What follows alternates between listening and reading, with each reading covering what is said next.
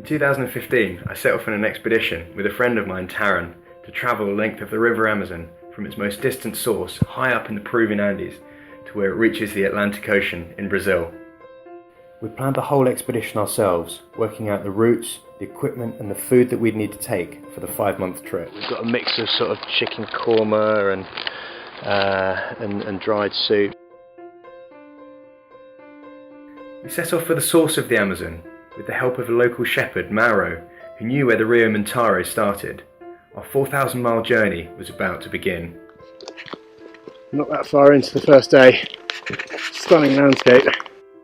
We spent our first week trekking over the 4,500 metre high mountains, navigating our way around giant rocks and clambering over huge tussocks. We would set up camp wherever we found flat ground. It was freezing, absolutely freezing. Eventually we reached the road, meaning we could cover up to 20 miles a day. We passed villages with generous families that fed us, and they let us stay in their houses out of the cold. I think he's just given us a bunch of cheese, a bunch of potatoes, and some meat as well, and said I've got to go and do some work. The landscape continued to change, with larger cities blocking our route. After 400 miles, we reached the jungle town of Pichari, where we celebrated their Independence Day with them. But the second part of our journey was about to begin. From here, we climbed into our kayaks to paddle the remaining 3,600 miles to the Atlantic Ocean.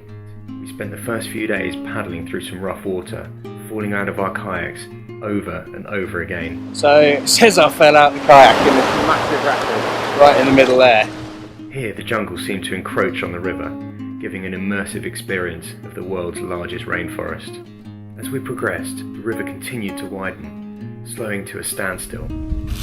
That's what we need. A few more days like this.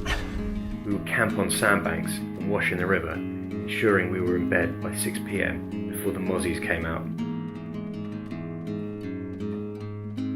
Apart from a few pirates, we'd sometimes stop in a village to take advantage of their hospitality.